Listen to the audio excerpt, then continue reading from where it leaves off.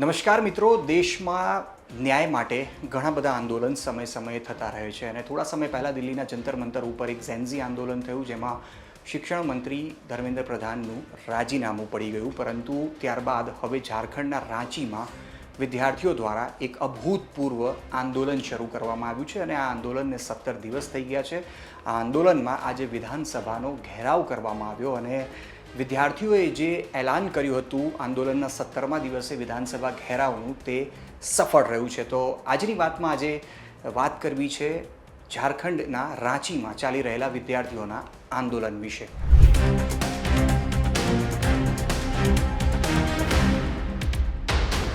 હું છું અતુલ તિવારી અને આપ જોઈ રહ્યા છો ગુજરાત તક. અમારી વિશેષ રજૂઆત આજની વાતમાં આજે આપને રાંચી લઈ જવો છે અને રાંચીની અંદર જે રીતે છેલ્લા 17 દિવસથી અલગ અલગ પરીક્ષાઓમાં જે ધાંધલીઓ થઈ છે તેને લઈને વિદ્યાર્થીઓ આંદોલન કરી રહ્યા છે. ખાસ કરીને પરીક્ષામાં પેપર લીક થવું અથવા તો જ્યારે પરિણામ જાહેર થાય ત્યારે તેમાં કોઈક પ્રકારની ત્રુટિ હોવી, આ પ્રકારની અનેક ફરિયાદો વિદ્યાર્થીઓ તરફથી થતી રહે છે અને આવી ફરિયાદોને લઈને વિદ્યાર્થીઓ ઘણીવાર આંદોલન કરવા માટે રસ્તા ઉપર ઉતરી જતા હોય છે અને ઘણીવાર જ્યારે પેપર લીક થતા હોય છે ત્યારે પરીક્ષાઓ રદ થતી હોય છે અને ફરીથી પરીક્ષા લેવાતી હોય છે. પરંતુ આની ખૂબ જ ગંભીર અસરો જે વિદ્યાર્થીઓ પરીક્ષા આપતા હોય છે, જેમને આશા હોય છે ભવિષ્યમાં પાસ થઈને સરકારી નોકરી મેળવવાની, તેઓના વિશ્વાસ અને તેઓના ભવિષ્યને ખૂબ જ મોટી ઠેસ પહોંચતી હોય છે. કારણ કે એક તરફ ઉંમર આગળ વધતી રહે છે અને પરીક્ષાઓ જે છે તે પેપર લીક થવાને કારણે અથવા તો કોઈ પ્રકારની ત્રુટિને કારણે રદ થતા હોવાથી ઘણા બધા વિદ્યાર્થીઓ અને તેમના પરિવારના સપના તૂટતા હોય છે. આવી જ કોઈક પરિસ્થિતિ હવે ઝારખંડના રાંચીમાં થઈ છે. જે રીતે આપણે થોડા સમય પહેલાં દિલ્હીના જંતર મંતર ઉપર જોયું કે નીટનું પેપર લીક થયું, પેપર લીક થયા બાદ નીટની રિટેસ્ટ લેવાઈ, નીટની પરીક્ષાનું પરિણામ પણ આવી ગયું.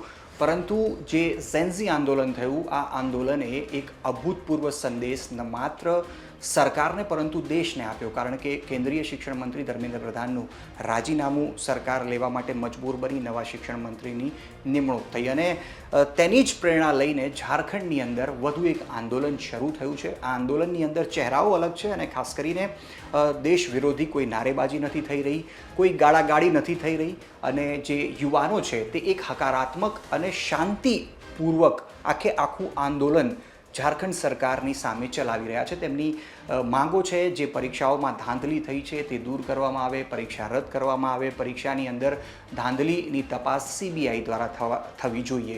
ઝારખંડ સરકાર તરફથી પણ 17 દિવસ જે આ આંદોલન અત્યાર સુધી ચાલ્યું છે એમાં જો વાત કરીએ તો રવિવારે ત્રીજી બેઠક કરવામાં આવી. આ બેઠક 5 થી 5.5 કલાક સુધી અલગ અલગ વિદ્યાર્થીઓ સાથે ચાલી, વિદ્યાર્થી નેતાઓ સાથે ચાલી અને સરકારનું કહેવું છે કે 98% તેઓએ વિદ્યાર્થીઓની વાત તો માની લીધી છે. પરંતુ હજુ પણ વિદ્યાર્થીઓનું કહેવું છે કે જે પરીક્ષા અને ખાસ કરીને જે ધાંધલીઓ થઈ તેમાં JSSCની પરીક્ષા છે અને CGCની પરીક્ષા છે તેમાં CBI તપાસ થવી જોઈએ. હવે આ CBI તપાસને લઈને આજે ઝારખંડ વિધાનસભા સુધી એક મોટી રેલી યોજાઈ, વિધાનસભાનો ઘેરાવ કરવામાં આવ્યો. ઝારખંડથી જે આજે દ્રશ્યો સામે આવ્યા તે ચોંકાવનારા હતા અને એક રીતે કહી શકાય કે શાંતિપૂર્વક રીતે સરકારે અને વિદ્યાર્થીઓએ બંનેએ આજના આંદોલનને ડીલ કર્યું છે. કારણ કે સામાન્ય લાઠીચાર્જ પોલીસે જરૂરથી કર્યો છે, ટીયર ગેસના સેલ છોડવામાં આવ્યા છે, સાથે જ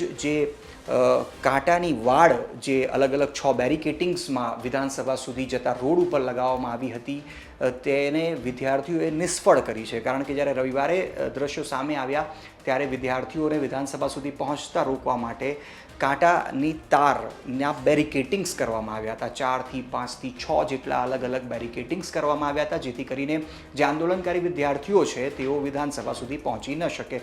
પરંતુ વિદ્યાર્થીઓની હિંમતને પણ દાદ આપવી પડે. વિદ્યાર્થીઓ ન માત્ર રસ્તા જે વિધાનસભા સુધી જે મેઇન રસ્તો જાય છે માત્ર તેનાથી જ નહીં પરંતુ આસપાસમાં જે ખેતરો છે તેના માધ્યમથી વિધાનસભા સુધી પહોંચી ગયા. અને કેટલાક દ્રશ્યો એવા પણ સામે આવ્યા જેમાં ટીયર ગેસના સેલ છોડીને વિદ્યાર્થીઓને રોકવાનો પ્રયાસ કરવામાં આવ્યો, સામાન્ય લાઠીચાર્જ પણ કરવામાં આવ્યો. પોલીસનું કહેવું હતું કે વિદ્યાર્થીઓને પાછળ ઢકેલવા માટે માત્ર લાકડીઓ ઊંચી કરવામાં આવી છે. પરંતુ કેટલાક એવા દ્રશ્યો પણ સામે આવ્યા અને કેટલાક વિદ્યાર્થીઓનો દાવો પણ છે કે તેમને ઈજા લાઠીચાર્જના કારણે પહોંચી છે. પરંતુ સમગ્ર જે અત્યાર સુધીની સ્થિતિ રાંચીની અંદર અને વિધાનસભાની આસપાસ રહી છે તે કહી શકાય કે વિદ્યાર્થીઓ દ્વારા પણ સંયમ દાખવવામાં આવ્યો છે, પોલીસ તરફથી પણ સંયમ દાખવવામાં આવ્યો છે. પણ જે રીતે એક વિદ્યાર્થીઓના સમૂહ, જે મોટી સંખ્યામાં જે વિદ્યાર્થીઓ આંદોલન કરી રહ્યા છે, તેમણે જે વિધાનસભાનો ઘેરાવનો આજે જે પહેલેથી જ સવારે જ કહી ચૂક્યા હતા કે તેઓ ઘેરાવ કરશે વિધાનસભાનો, તેઓ ન માત્ર ઘેરાવ કરવામાં સફળ રહ્યા છે, પરંતુ જે આંદોલન અત્યાર સુધી વિધાનસભાથી કેટલાક કિલોમીટર દૂર ચાલી રહ્યું હતું, એ આંદોલન હવે વિધાનસભાના દરવાજા સુધી જઈ પહોંચ્યું છે. વિધાનસભાની જે આજનો દિવસ હતો, વિધાનસભા સત્ર અત્યારે તો ઝારખંડ સરકારનું ચાલી રહ્યું છે, પરંતુ જે આજનો સત્ર હતો તે લગભગ 3 થી 4 વાગ્યાની આસપાસ તો પૂરો થઈ ગયો અને પોલીસ તરફથી કહેવામાં આવ્યું કે આજનો સત્ર પૂરો થઈ ગયો છે. વિદ્યાર્થીઓ જે છાત્રો આંદોલન કરી રહ્યા છે તેઓ પરત ફરે, પરંતુ જે વિદ્યાર્થી નેતાઓ છે જે આખું આંદોલન ચલાવી રહ્યા છે તેમણે હવે નવી જગ્યા શોધી કાઢી છે અને આ જગ્યા છે વિધાનસભાના દરવાજાની બહાર, એટલે કે વિધાનસભાની બિલકુલ પાસે. કારણ કે વિદ્યાર્થીઓ અલગ અલગ બેરિકેટિંગ્સને પાર કરીને ત્યાં સુધી પહોંચવામાં સફળ થયા છે. ખાસ કરીને જો ઝારખંડની વાત કરી લઈએ તો દેવેન્દ્ર મહાતો કે જેઓ છેલ્લા 9 દિવસથી અનશન ઉપર છે, અને દેવેન્દ્ર મહાતોની પણ વાત કરીએ તો વિદ્યાર્થીઓ જ્યારે કૂચ કરી રહ્યા હતા વિધાનસભાની તરફ, ત્યારે તેઓ પોતે પણ એમ્બ્યુલન્સમાં બેસીને વિધાનસભા તરફ આગળ વધ્યા. અને જે દેવેન્દ્ર મહાતો છે તેમનું કહેવું છે કે હવે સરકાર સાથે કોઈ વાતચીત નહીં થાય, કારણ કે 3 વખત તેઓ વાતચીત કરી ચૂક્યા છે અને 3 વખતની વાતચીત બાદ પણ તેમની માંગણીઓ સરકારે નથી સ્વીકારી, તો હવે કોઈ વાત કરવાની જરૂર રહેતી નથી. અને હવે તેઓની જે માંગ છે કે જે જેપીએસસીની જે પરીક્ષા જે છે તેને લઈને તો સરકારે કેટલાક નિર્ણયો લીધા જ છે, પરંતુ જે જેએસએસસીની જે પરીક્ષા છે તેને લઈને સીબીઆઈની તપાસ થાય. આ માત્ર એક પેચ ફસાયેલો છે સીબીઆઈ તપાસને લઈને. અને ખાસ કરીને સીબીઆઈ તપાસની વાત કરીએ તો સરકારનું કહેવું છે, એટલે કે ઝારખંડ સરકાર કહી રહી છે કે ભૂતકાળના તેમના અનુભવો સીબીઆઈ તપાસને લઈને સારા નથી રહ્યા, એટલે તેઓને આ સમગ્ર મામલે સીબીઆઈ તપાસની જરૂર નથી લાગી રહી. પરંતુ વિદ્યાર્થી સંગઠન અને દેવેન્દ્ર મહાતો કે જે છાત્રો આંદોલન કરી રહ્યા છે તેમની એક જ હવે મુખ્ય જે માંગ છે તે છે કે જેએસએસસીની જે પરીક્ષા છે તેમાં સીબીઆઈ તપાસ થાય. કારણ કે જેપીએસસીની પરીક્ષાની વાત કરીએ તો પૂર્વ અધ્યક્ષની ધરપકડ કરી લેવામાં આવી છે, સાથે જ પૂર્વ સચિવ અને જેપીએસસીના 3 સદસ્યોને પહેલેથી જ તેમના રાજીનામા લઈ લેવામાં આવ્યા છે. તો સરકાર તરફથી પ્રયાસ થઈ રહ્યા છે કે છાત્રોની જે નારાજગી છે, જે તેમનો રોષ છે તેને સમજવામાં આવે, કારણ કે સરકાર તરફથી પણ અત્યાર સુધી 3 જેટલી બેઠકો કરવામાં આવી છે, પરંતુ આ બેઠકો લગભગ કહી શકાય કે આખરે નિષ્ફળ છે. કારણ કે આજે વિદ્યાર્થીઓએ વિધાનસભા ઘેરાવનું જે એલાન કર્યું હતું તે સફળ રહ્યું છે.